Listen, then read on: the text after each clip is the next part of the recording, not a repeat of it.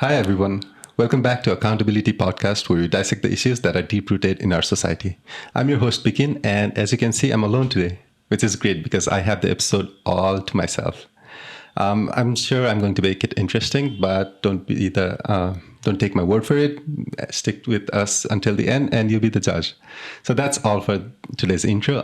Let's invite our guest today. Our guest is Rune Bennike. I pronounced that right? That is lovely. Thank you very much, Bikin. Thanks for inviting me. Thanks. Thanks for coming. So you're currently an assistant professor at Copenhagen University in Denmark, right? Yeah, that is true. At the Department of Food and Resource Economics there. That's great. And you have a PhD degree, so it's Dr. Rune. Yeah. I rarely use the title, but yes. Yeah, I actually didn't know you had already completed your PhD. So that's something that I found out recent. Yeah. So thanks so much for coming. You visited Nepal after quite a while, right? You visited just before the COVID pandemic. Yes. Yeah. I was here in 2020, I guess. 20 or 19? In early 20, just before the pandemic really set in. Yeah. And finally I'm back now. Yeah. It's been great. Always for research, right? Always for research, Yeah, you conduct so much research. I'm afraid you might know more about us than we do. Yeah. So what research are you doing currently? So I just came back now, actually, from 4 weeks in the Manaslu conservation area in northern Gorkha, and that's been the site of my research since spring 2015. 15, wow. Yeah. So for the last 7 years. Before that, I did research in Nepal as well, in eastern Nepal, in Nilam, and on the other side of the border in Nepal and India border, right? Yeah. That was for my PhD back then, but since I've moved, you've moved on to more interesting topics. So before we talk about that, I just wanted to ask you, why Nepal, though? Oh, yeah, that could be, there are longer and shorter versions of that story, I guess. Let's go with shorter. We don't really have. Well, I've been coming to Nepal since 2007. And due to a long range of coincidences, this was the place I ended up as an intern while I was doing my master's degree in political science from Copenhagen. And I came and was an intern with the Danish embassy and the Danish development assistance. And eventually met your boss, Naren, there, and became acquainted with him, which was great. He came along during my PhD research later on. He was your assistant. Yeah. So I guess since then,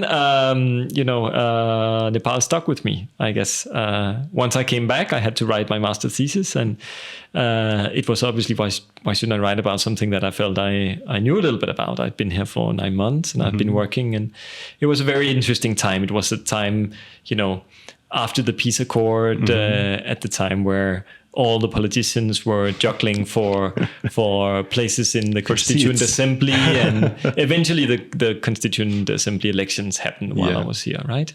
In the meantime, the size of the Constituent Assembly had expanded dramatically, right?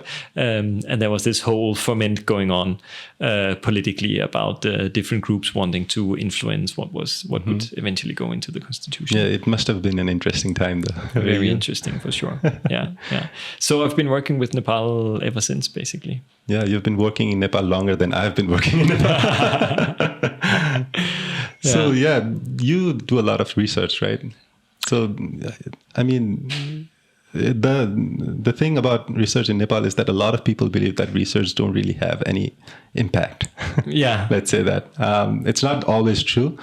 But what people think is that research are so niche and they cover such little topics that they don't really cover the broader aspect that really affects whatever the research is indicating. And that's why I wanted to know, is research really effective in Nepal and all around the world as well? Yeah. That's a great question. I think you have to think about impact at very different levels and time scales, right? And I don't pretend that the work I do has any immediate impact at all, right? Research is slow, publication processes are slow, and absolutely. part of what you publish, very few people read it, right? So these things take time to trickle down and actually have an effect. But I do think that knowledge production is important, and I see myself as primarily a producer of knowledge, right? And my responsibility is producing the most, in-depth and comprehensive knowledge that I can manage to do. So I think part of the benefit that kind of knowledge production has is one of the main things is mainly, I guess, dispelling ideas we have about the world that might not be true, things we think we know, but maybe it's not really true anyway. And I think that sort of, so you're saying what sort of impact research has in Nepal? Well, it reminds me of one of my experiences now when I was in the Manaslu mountains just here, and my main research assistant up there, she was saying, it was getting harder and harder to ask questions to people because people are kind of fed up with people coming asking them how many cows they have, how many chickens they have, what much land they have, and that sort of stuff. And of course, part of that falls back on people like me, on researchers and what we do and our internal coordination. But I also realized that it's not just people like me that come and ask questions. Government comes, a lot of situations. This is in a conservation area. The conservation area itself collects data. And a whole host of different kinds of smaller, bigger development projects run through different NGOs, INGOs. They also do their own little research studies. And that sort of alerted me to an idea that maybe there's something, we're missing here, right? If you look at the you're probably familiar with the sort of studies that some of these organizations do. The example that was here up there that I experienced while I was there was an organization that were planning to support the construction of a bridge, and they wanted to do a little baseline study of the socio-economic situation of people there. So in order to have a baseline for doing a study after building the bridge and seeing how this bridge have impacted people's lives. And I think that was, like so many other studies, designed with a very narrow scope, like impact assessments are, like serving just the purpose of this particular project. And maybe somewhat naively trying to sort out the effect of somewhat maybe important but minor development intervention in a context where, as we'll probably touch upon later in this talk, a lot of rapid, massive changes going on, like massive changes. So you're trying to find, a comparison across time within what is basically a raving sea of change, right? There's so many different things happening on, and not just the bridge being built, right? This is just an example, right? So I think there could be scope, and I might be naive in thinking that this could really be implemented, but I think there could be scope for a much larger degree of research coordination across from more academic, university-based research and the projects that do. I think there's a lost opportunity there when we're doing like a lot of little slices, impact assessment baselines that only serve the purpose of one particular project, going to people, asking them the same questions over and over again, leading to this sort of research fatigue, rather than producing some knowledge that tries to be a little bit more comprehensive, and maybe in an attempt to make this publicly available. So I think if some politician or big people willing in Nepal, I think there could be scope for setting up maybe some sort of national research center that would try to gather information in a more coordinated way, with a broader and deeper scope for what you actually want to try and find out, and share that freely with responding agencies, aid organizations, whoever are coming, researchers, whoever are coming to do this. And I guess it falls back on us as well, like researchers, to share our data, right? I mean, it's not just that. I mean, it's not just on the resources. As you mentioned, if the government, let's say, set up something similar to what you said, like if there is a research center, and if the research center conducts like a baseline survey every year, then it just omits the researchers to go and conduct another baseline survey. Right? They don't really have to ask how many cows do you have or how many chickens do you have, because we already have that data. They can just conduct, in the example of the bridge being constructed, if there's already a baseline survey being done, if the data is already available, then they can just construct their bridge, do what they came to do, and then conduct an inline survey, just talking about how the construction of the bridge has changed their life or not. Yeah. So if we do that, then I think the data would be much larger and much comprehensive as well, right? Yeah, yeah. And I think, obviously some people would lose some jobs, but other jobs would be gained, I think. I think there would be a possibility for hiring people that could actually build up more research capacity and more expertise in this potential center. Maybe looking towards the Center for the Study of Developing Society, or Slogniti Center in Delhi, or other places for models, or how this could be put together. It could be a training ground for younger researchers to do something that goes beyond these very simple little questionnaire exercises and so on and so forth. Yeah, maybe it's tapping into, potentially asking development partners when they have projects to contribute a small bit. Yeah, we'll think about that when we propose for the next project. That's really interesting, though, because that solves a lot of the research problems that we see in Nepal as well. I mean, it's not just the people who are being asked these questions. The researchers themselves have, indirectly, not officially, but unofficially mentioned that it's so frustrating because they have to go and ask the same questions to the same people over and over again, right? Yeah.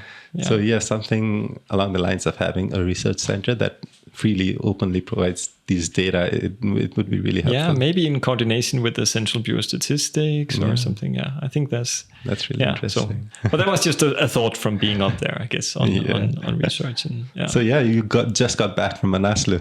Yes, how was it? I did. It was lovely. 4 lovely weeks up there. Yeah, I just saw the video that you showed me before this recording. I was scared, man. The road is so scary up there. Yeah. Coming down was a bit tricky there. It's not the best season to be traveling in the mountains, I guess. But once you're there, of course, it's lovely. The temperatures are a little bit more milder than here in Kathmandu at the moment. Yeah, it should be beautiful though, because the mountain area is always really great. Yeah, your research is quite vast, but something specific that I was personally interested in was about how the anticipation of tourism and development changes the lifestyle of people in Manaslu specifically that you've done, right? Yeah. That I read your policy paper as well. It was like 3 policy brief, right? Brief. It was 3 pages, and I learned so much about it from 3 pages. So I just wanted to talk to you about that as well. I mean, how much does the anticipation of tourism, let's start with that, changes the lifestyle of people?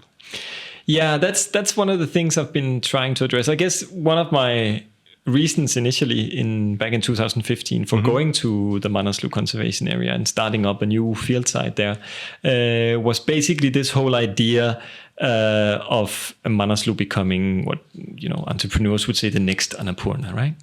The next big trekking destination. The next Annapurna, yeah. And if you look at the numbers, becoming the next Annapurna is massive because Annapurna sees maybe 75,000, 150,000 visitors a year, and Manaslu peaked out a couple of years ago at like 7,000, right? Oh, wow. So that whole idea, I got quite interested in that whole idea of sort of a future boom. How does that idea of the future affect action and thought in the present? How do people try to speculatively engage, to preemptively act in relation to that?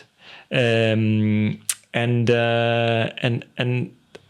when I then started doing the research, I could see how many other things that were changing in the same time, how all that fit into a very what do you say? A very volatile kind of development trajectory, or a very complicated, complex development with a lot of different things interacting in different ways, right? Where so there's a road being constructed at the moment. Yeah. There's obviously in the higher areas, there's the boom of collecting caterpillar fungus or yatsagumbu that provides 80-90% of people's income, but only in the higher areas related to local ways of governance. And then maybe the most significant change for people's lives is the rapid expansion of possibilities to send their children to boarding school. Mainly financed, some is financed by Western donors, but mainly financed through Tibetan Buddhist organizations where the High Lamas, they provide scholarships and families get to send their children more or less free of cost down to, in many cases, to Kathmandu. Where they don't really have boarding schools up there, though, do they? No, that's not true. They actually do have some, but only mostly lower grades. So in that sort of sea of changes going on, there's also this prospect of becoming a tourist destination now. And I was mainly interested not so much as in tourism from a business perspective or from the trekkers' perspective, but from the local economy and the local society, right? So I could see how people were indeed reacting sort of in anticipation of this boom. Like what I write about is partly about moral economies and how the morality of what to do is maybe sliding, changing, being reinterpreted in ways where for some tourism is problematic.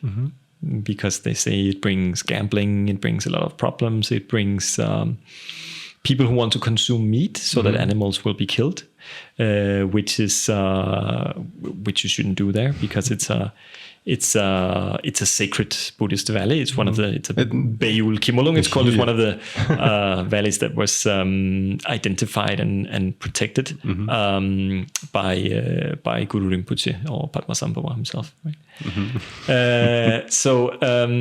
But for others, that seemed to be this sort of idea that, well, you have to invest now, right? Because the boom is coming, and that's the only sensible thing to do.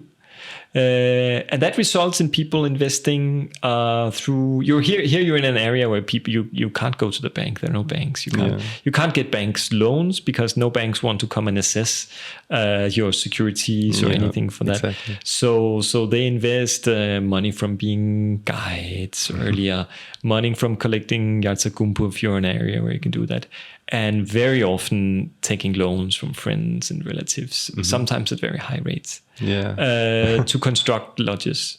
Lodges mostly, but then when everything is changing so rapidly, right? The road is coming, trekking tourism is disappearing. Maybe another kind of tourism will take over, but I can't see the contours of that just yet. In some places people invested, but now the road has already come. They know now, when I visited now, people were aware that, well, in a couple of years, there's going to be no tourism here. We're just going to be bypassed by the cars and see the dust. So there are a lot of different interactions in the economy there that I found truly fascinating. It's interesting, like the lifestyles of these people are completely changing, right? It's just because of the prospect of tourism and development, right? Because of the road that's being constructed and the anticipation that tourism is going to boom in that area. A lot of people have invested so much into changing their lifestyles to be adaptable to the changing environment as well. But you're not really sure if that's going to happen, right? Because as you mentioned, this time that you visited, they are quite sure that it's not going to happen in that area, in the lower area at least, where the roads are being constructed. In the upper area, I'm sure they're still anticipating more tourism.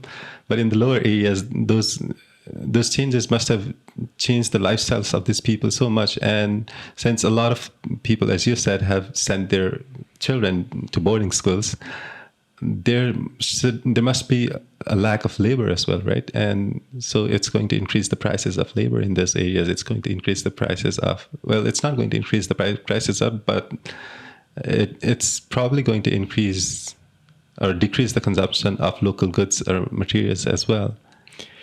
Yeah. There's a lot of those sort of interacting changes taking place, and I really don't want to overemphasize the role of tourism in all this, because in the end it's a minor part of the economy, right? And few people are really against tourism as such, but it's just gonna. I'm just thinking from the perspective of those individuals, the minority of people that have invested and suddenly they're bypassed again. Invested with sort of. With the allure coming also from development projects like the Great Himalaya Trail development projects that are saying this is going to be the next big place, and training people and sort of, but through this development model where you don't, where you rely basically on the market, right? You sort of encourage and help and push people a little more to engage in a global market. But the global market is extremely fickle, right? Little things can change it. And maybe they go from, as one scholar should say, they go from a traditional sort of situation of vulnerability, as you have talked about for decades in the Himalayas because of the environment and the climate, and, it's a harsh place to live, to a situation of precarity, because suddenly you are market exposed in a way that, in a market that interacts in sometimes unforeseeable ways with all these other things happening. It's true. I mean, I'm not trying to say it's just negative as well. There's been so many positive out of tourism as well. I mean, the prospects of new businesses of handcrafted products in these areas have probably increased a lot. I read that in Manaslu area, a lot of people are investing into apple farming as well. Yeah, that's the new thing now that has taken place, and it's been going on. A lot of investment from this has come through. I think some organizations have been involved, but the Accountabilitea has also provided seedlings at a sort of very reduced price. I think it was like between 15 and 25 rupees per apple seedling. Oh, wow. And many hundreds of seedlings for each ward in this area. Going on over the last 5 years with the, now they've had the elections, but with the ward chairmen, the ward kodakshis from earlier. And that's interesting to see. There are different patterns. I work across 2 different wards. In one ward, it seems, at least the rumor is, there's a big apple farm that has been established by a local entrepreneur, and the rumor is that he took most of those apples that were subsidized, right, to build this very big, beautiful apple farm that's apparently supposedly successful already, selling apples. Already, wow. Yeah. I think these are some hybrid versions. They grow apples when they're even very, very small. These trees, Italian apples, they call them. I don't know if they're actually Italian. And in the other ward, it's been more sort of widespread, and it's a lot of minor business, and people were saying, well, if only a little comes, then we'll just eat them. And if there's a bit more, we'll try to sell them or try to make apple brandy or something. But I think there are some prospects for this, and I think some of the pitfalls that were made apparent by the story of apples in Jumla. That has been covered very well. Also recently in some publications by Elsie Lewison.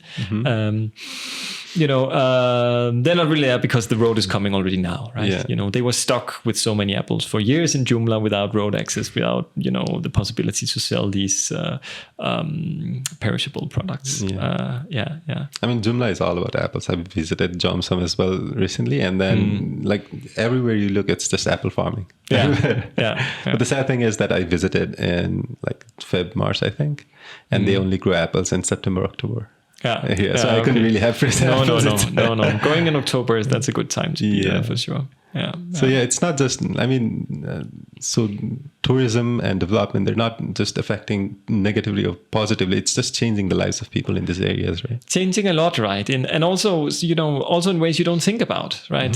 So part of, for some people there, it's not a massive income, but some part of the cash income they would get. For some families, maybe the only cash income they really raise. is from selling corn. So okay. that's the main commodity they have there, and there's been a bigger and bigger market for selling corn because of the increase in mules that ply the trail, supporting stuff also to the hotels. Also after the earthquake, very much for the construction of houses, because almost everyone up there got the 5 lakh or the 3 lakh from the government for reconstructing their houses. This is after the earthquake, right? That's after the earthquake, yeah. And so that's become a business of sorts for not a big business and not for the very wealthy, but maybe for someone else. But when the road comes, there will be no more mules, right? Or there will be much less mules for sure, and maybe plying little side paths and shorter distances, right? So yes, they will get access to cheaper produce for sure. It's quite expensive to transport now, and things are basic things like salt and oil and dal, rice is a lot more expensive than it would be down in Trisuli in a bazaar there. But on the other hand, they're not going to be able to sell their corn anymore. Yeah, right? that's true. That's the argument for some of the people that say now, let's grow apples, because they're saying when the road comes, you can't sell your corn anymore. Yeah. And nobody wants to eat it anymore. So what do you do? And then the traditionalists, they will say, well, in our local, religious cycle and governance system, then we need to be able to still grow our traditional produce, because that's the produce you have to pay to the temple in order to maintain the rituals that we're doing. And what should we do when you don't have corn? You can't give apples, right? Yeah. So that's really interesting. It's also, it's so interesting to see how the religion there also affects how people live their lives, right?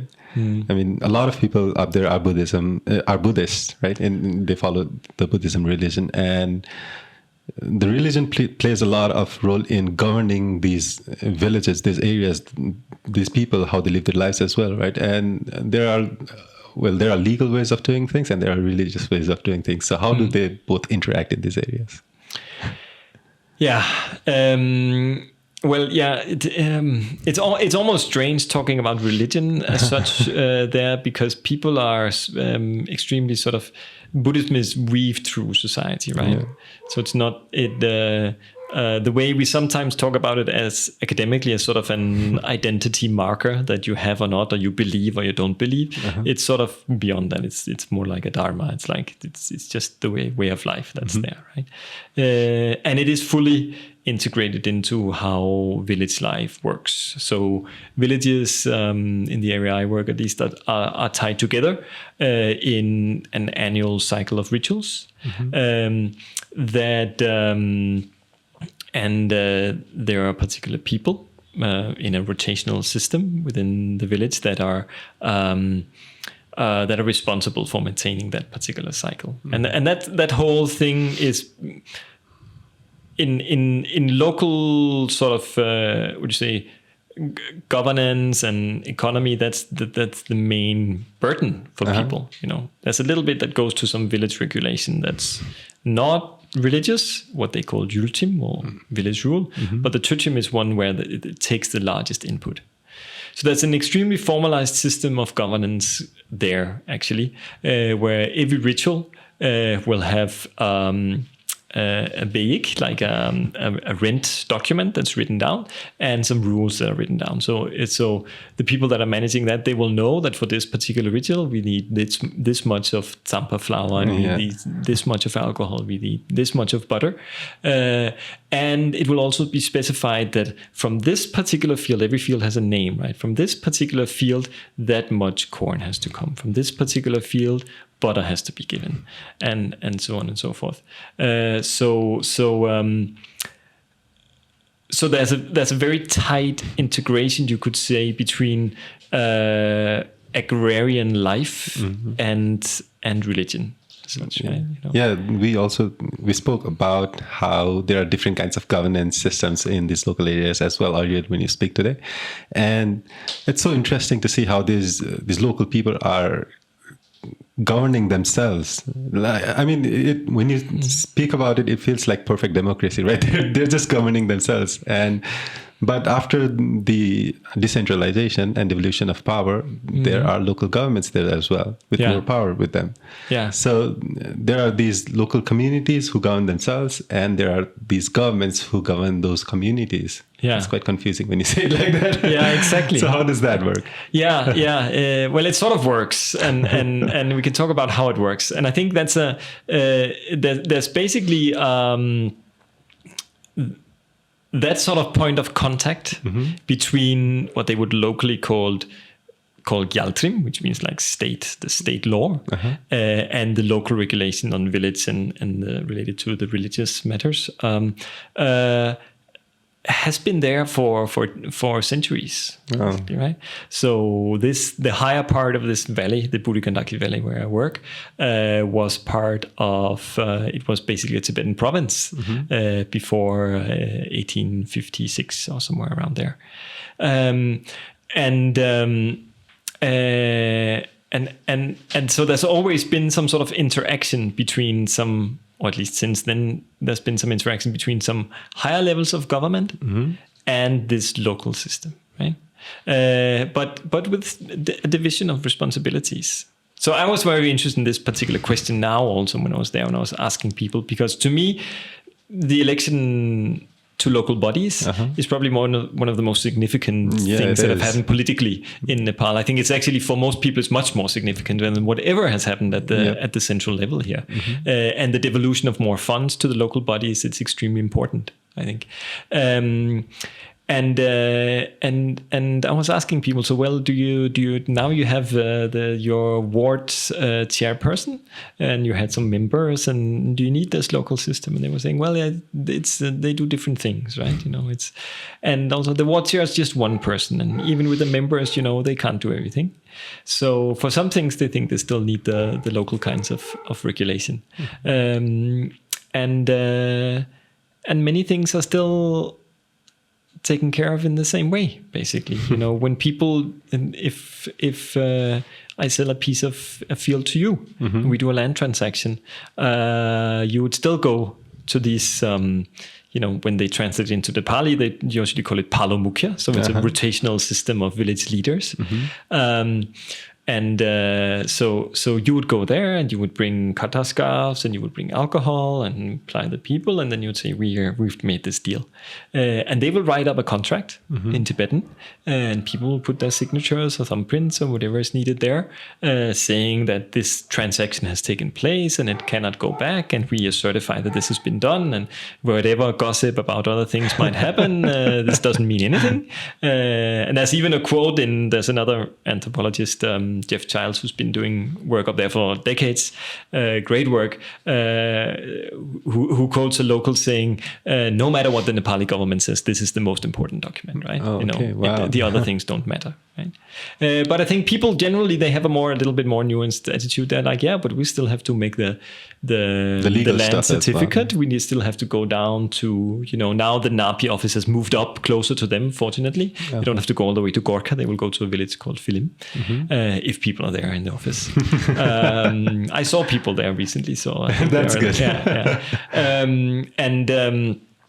But it's sort of they see this as sort of a little bit double work, right? You have to do the Lal Puja registration as well, but that's but it's still interesting, though. Yeah, so in that way, they're doing things doubly. In other ways, one of the systems will maybe be the main one, like. And even for conservation efforts. So this is within the Manaslu conservation area.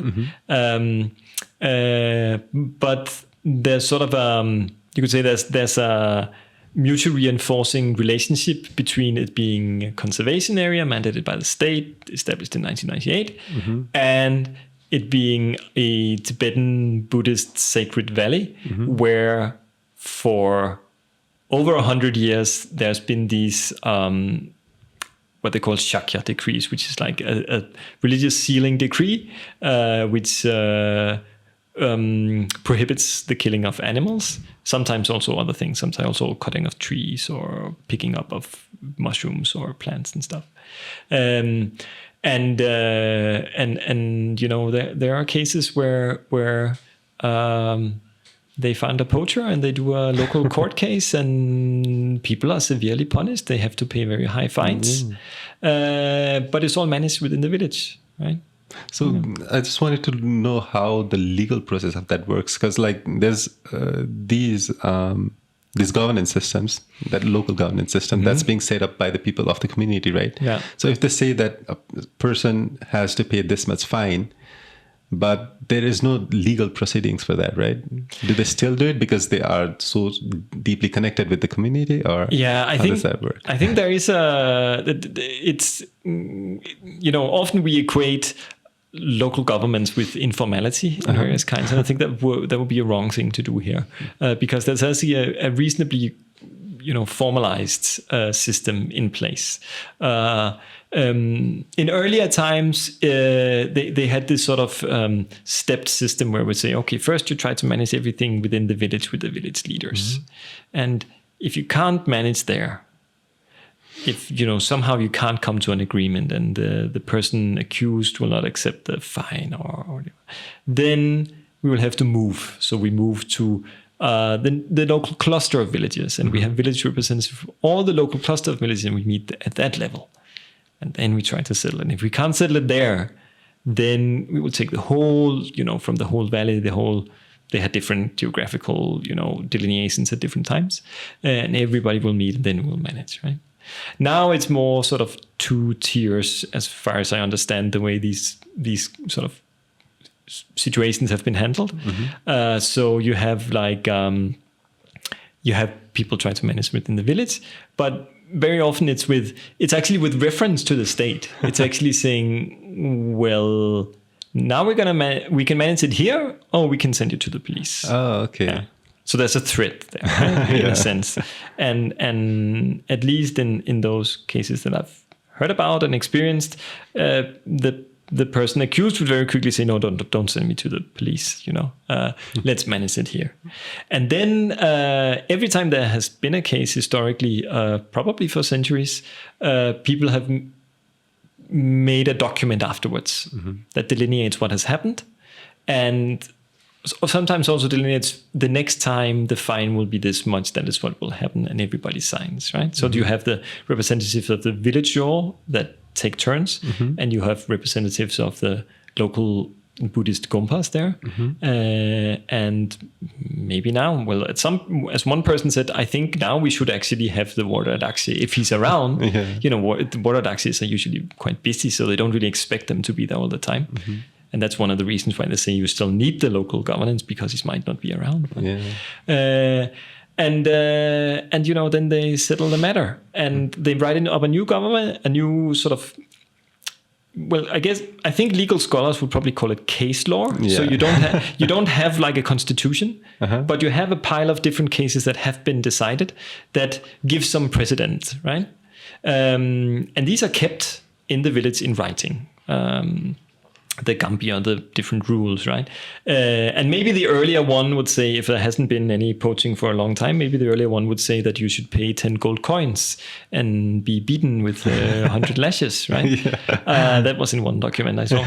There was a document about that as well. There was a document about that, yeah. But now, you'll end up paying 2.5 lakh, right? Hopefully no lashes, though.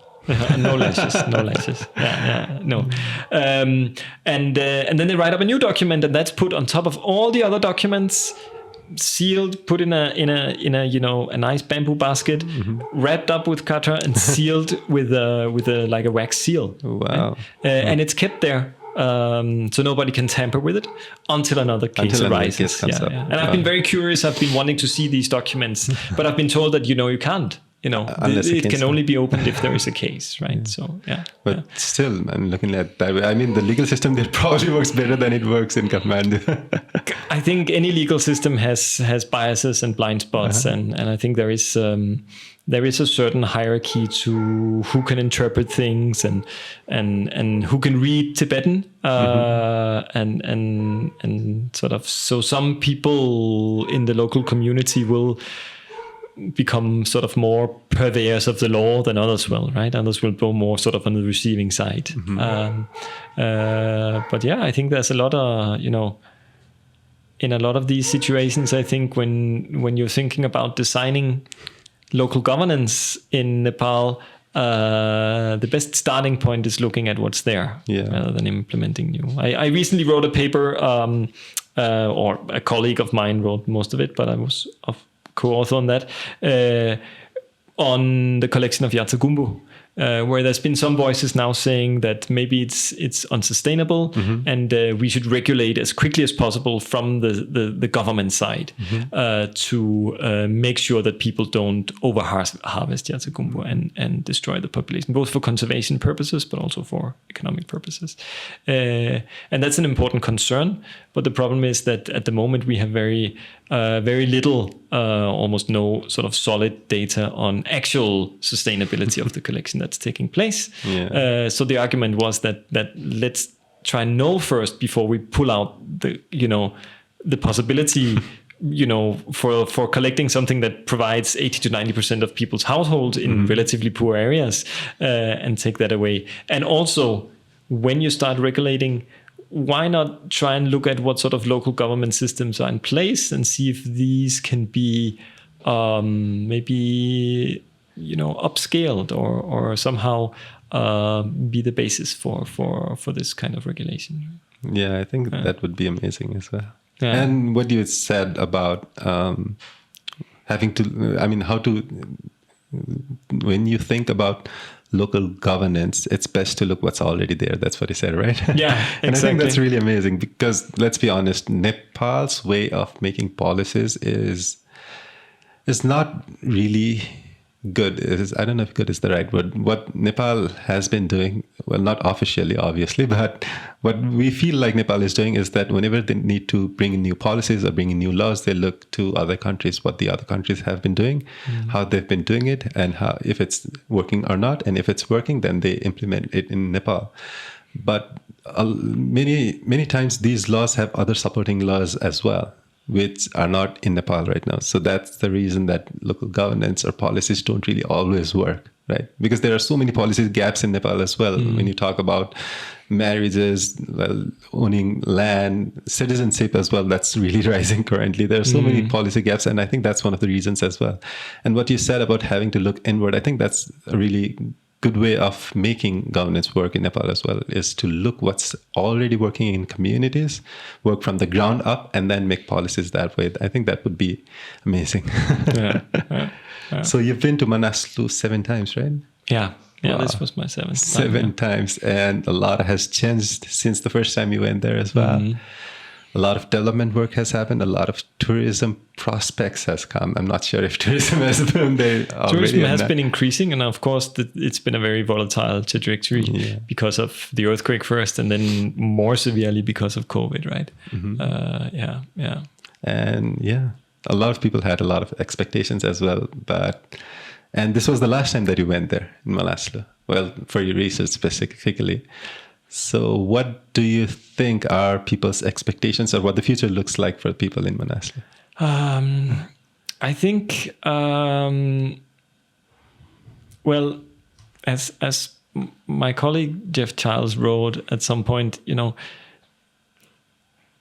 people in this area, they are well versed in the Buddhist doctrine of impermanence, right? Of material impermanence. They're used to change, right? It's not like I'm describing these rapid changes that I've seen since 2015, but it's not like, often we pretend that there is a traditional situation of static agrarian living or rural living that was there before. And I don't think that's true. I think people's livelihoods have actually shifted quite substantially. Maybe not in the same way, and maybe not as massively, but there's been different boom and bust cycles that this area has been going through, right? Originally it was salt trade. Salt and grain trade was very important, at least to the higher parts of this area. When that, after China went into Tibet and borders were closed, and with the increasing availability of salt from India coming up through increasing, infrastructures into the mountains, that business was undercut. But then, construction work was going on in Tibet, and people were felling trees and exporting timber. So a timber export took over, illicit timber export. And there was, I think there's a Nepali documentary on that at some point from the Burigandaki about the problems with that deforestation due to that. And slowly, also through the work of the Manaslu Conservation Area project, that has been, I think, now totally stopped, basically. And forest is regrowing in many places. And then the Yatagumbo took over. For some, not for everyone, right? And that's where the local governance comes in again, because I think if you look at the Nepali legal statutes, then I don't think there's any legal basis for keeping other Nepalis away from the areas where you can pick Yatagumbo. Yeah. I think it would be from in the perspective of the state, it would be perfectly legal for someone from Kathmandu or for someone even lower down the same valley to go up to the higher grazing grounds and pick this, picking money, as some of them call it. Really expensive stuff. Yes. More than $10,000 per kilo, right? Wow, At the first level in the value chain to the collector, right? But that doesn't happen, right? It really doesn't happen. In some areas, we hear a lot about violent clashes, and we've been hearing from Dolpo, for instance, and that sort of stuff. And the systems are very different for managing this. But it seems like the local ownership, not in the terms of private property, right? Because this is on basically, because it's in a conservation area, it's considered government land, government-owned land.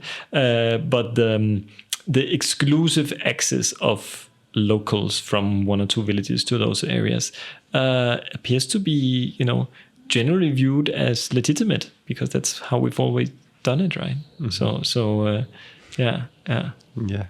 It's going to work out. So that's the ultimate thing, I guess, for the people. And the roads being constructed, so I'm assuming trade's going to be another boom for the people up there as well. Hopefully. The road is coming, and most people They're growing apples. They could trade apples. They could. And I think people are very, they'll find ways. But life will change, for sure. Some villages, they have been off the trail and living by themselves off the main trail for centuries. And next year, the road is going to go through the village, like straight through. Straight through the village, And there's some, most people are very happy the road is coming. And I don't think like naively enthusiastic, as you sometimes hear about, that roads are just generally, from politicians to local people, considered to be the best thing you can get. People have quite, I think, really pretty nuanced views about what's going to happen. But clearly, quick access to healthcare, hospitals if you need it, cheaper local produce. That's very important to people's lives. On the other hand, I think there are concerns that, maybe. I wrote a little bit about this as well. If it was at all possible to think a little bit about road alignment vis-a-vis cultural heritage, vis-a-vis trekking tourism potentials, that would be sensible. But it seems like the government agencies responsible for nature conservation and tourism, they often lose out in sort of the face-off with the Department of Roads and the Ministry of Interior. So there are a lot of issues that could be done better, I guess. That's what we can say. Well, this has been really great. Thanks so much. It's been great listening to you talk about all of your experiences. When do you get to read about it, though? Slowly. Things are coming, right? We have some. I have a paper on the way that's in. That I need to revise now when I get back, which actually has some numerical data on the impact of tourism development, delineating very clearly how trekking tourism is. It's things that we sort of know, but we put good numbers to it. That trekking tourism has been seen and pitched as a vehicle for regional development, but we show that locally, there's a lot of spatial variation, right? It's only the people that have land in the right places along the main trail that actually get any money, more or less. And there's very little automatic trickle down. The trickle down that's often assumed is not there because they don't hire people from another household. It's usually they have the same their household, family labor instead, right? And if the scale goes up, maybe they hire someone that they consider to be more of an expert, someone coming from Anang as a cook or something like that. So we show that, and we also show that within those locations where tourism is actually happening, there's still, socioeconomically, there are some situations of mobility. There's some quite poor people that have managed to make a lot of money, or make a good living at least. But in general, it's mostly the most wealthy that manage to make money from this. Most of their earnings come from hotel business, and it's only those that can invest and get that. Very little comes from employment. Apart again from local governance, there's a local system of sharing, portering up to Manaslu base camp that actually creates a very, very egalitarian distribution of that potential for earning among the local people. So that's going to come out, and then eventually down the road, 2-3 years from now, the idea is to bring together all of, or a substantial part of the material that I've been gathering for the last 7 years, and publish a book on this. So that's the prospect. Can't wait to read it. It's going to be highlighted up here. Oh, that sounds good. Yeah, I'll bring a copy next time. Yeah, great. I would love to read that as well. And it's been amazing listening to your stories and experiences. And that's it. That's about the end of our episode. Thank you so much for coming in today. Lovely. Thank you so much for inviting me. Okay. And that's it for the episode, guys. Thank you so much for listening to us till the end. If you enjoyed today's episode, give us a like, leave us your comment. We'll be back with more guests in the future, hopefully with Subeksha as well. Until then, bye-bye.